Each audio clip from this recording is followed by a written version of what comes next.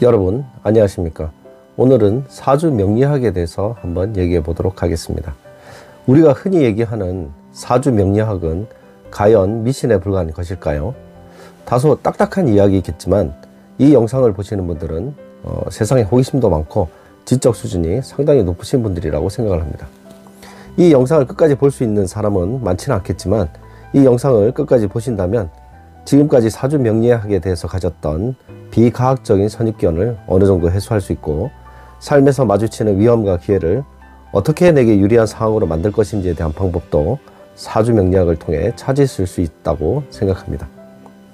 여러분, 텍사스 저격수의 오리라는 용어를 들어보신 적이 있나요? 카우보이가 먼저 헛간벽에 총을 쏜 다음에 총알 구멍 주위에 간역을 그려넣는 것을 말합니다. 어떤 끼워 맞추기식의 미신적인 것을 비아냥거릴 때 이 텍사스 저격수의 오리라는 용어를 사용하곤 합니다. 이처럼 여러분이 지금까지 알고 있는 사주, 사주점, 철학관, 명리학, 이런 것은 과연 미신적인 것에 지나지 않고 끼워 맞추기식의 비과학적인 것일까요? 우리가 흔히 말하는 사주는 미신에 불과한 것일까요?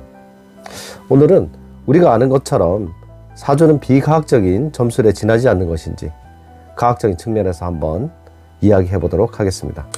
여러분, 이 세상 모든 물질은 무엇으로 있나요? 과거에 우리가 학교 과학 시간에 배울 때는 물질을 쪼개면 물질의 최소 단위는 원자다라고 배웠습니다.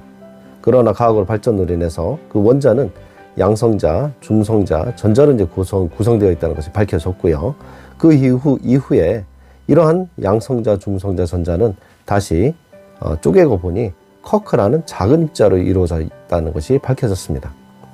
여기서 한 발 더 나아가서 현대물리학에서는 촉근 이론을 제시하고 있는데요. 쿼크를 또 쪼개고 봤더니 그 너머에는 입자가 아닌 진동하는 에너지만 존재한다고 말하고 있습니다. 이를 다시 말하면 모든 물질은 순수한 에너지 집합체로 이루어져 있다고 말하고 있는데요. 서양에서 부르는 이 에너지를 동양에서는 기라고 명칭을 하고 있습니다. 따라서 이 모든 우주의 물질은 에너지 형태로 고유한 파동과 주파수를 가지고 있는 것이 과학적으로 밝혀졌는데요. 아무리 단단해 보이는 다이아몬드도, 산속의 큰 바위도, 그리고 단단한 철광석도 모든 물질을 이루고 있는 것은 결국 에너지 형태의 파동으로 존재한다는 것입니다. 여러분, E는 MC 제곱, 이 공식을 보신 적이 있나요? 네, 이 공식은 물리학자 아인슈타인이 제시한 상대성 이론 공식입니다. 여기서 E는 에너지를 말하고 있고요. M은 매스, 물질을 나타내는 말인데요. C는 컨스탄트, 이제 상수가 되겠고요. 그래서 결국은 에너지는 에너지 이퀄 매스, 물질이다. 에너지는 곧 물질이고 물질은 에너지다. 이 공식을 통해서 에너지는 곧 물질이고 물질은 곧 에너지다라고 이제 말하고 있습니다. 이러한 개념이 이미 동양에서는 수천 년 전부터 좀 인식을 하고 있었는데요. 불교 형전 반야신경에서도 이러한 물질과 에너지의 관계에 대해서 말하고 있습니다. 여러분들도 색즉시공, 공즉시색, 불교 신자가 아니라도 이 용어는 이제 많이 들어보셨을 텐데요. 여기서 색은 물질을 뜻하고 공은 기 에너지를 뜻합니다. 색, 물질은 즉 공, 에너지이고 공, 에너지는 즉 물질이다. 어떻습니까? 여러분, 아인슈타인의 E는 MC라는 공식과 일치하지요.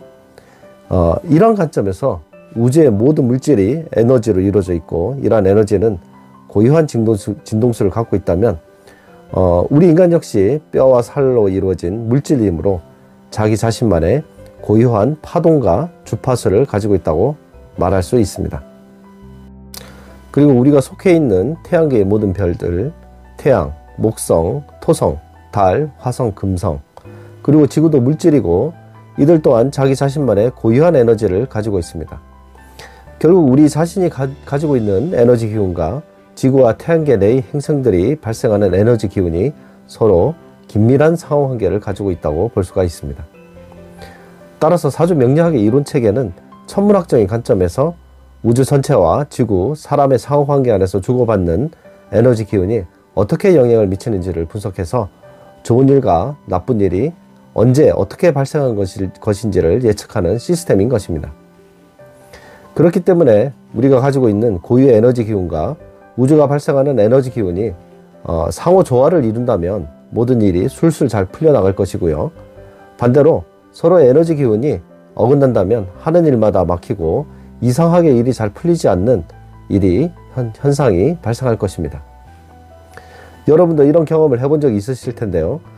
처음 보는 사람인데도 그 사람이 이상하게 주는 것도 없이 믿게 보인다면 그 사람과 나와의 그 에너지 기운, 즉 서로 주파수가 잘 맞지 않는 것일 겁니다.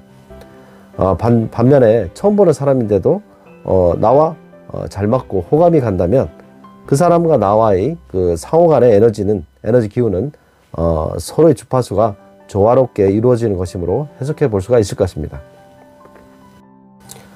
우리는 태어날 때 이미 인생의 강물에 내던져졌습니다. 아무리 강물을 거슬러 헤엄쳐서 간다고 해도 결국에 강물은 바다로 흘러갈 것입니다. 운에 맞서지 말고 운의 흐름과 리듬에 맞추어 사는 삶의 지혜가 필요합니다. 그러기 위해서는 어느 때 어느 곳에 위험이 있는지 또는 어디에 기회가 있는지를 예측하는 것은 굉장히 중요한 요소라고 생각합니다. 사주 명리학은 내 자신의 기운을 파악하고 앞으로 다가올 우주의 기운에 어떻게 맞추어 나가야 나에게 유리한 상황을 만들 수 있는지를 판단하게 해주면서 또한 방향을 제시해주는 하나의 나침반 역할을 한다고 보시면 됩니다. 오늘은 현대 물리학적 측면에서 사주 명리학의 원리를 여러분과 같이 한번 알아봤습니다.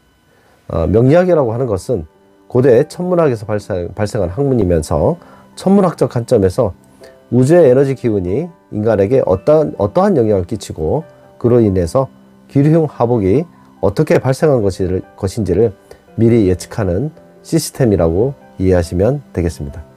여러분 감사합니다. 다음에 또 뵙겠습니다.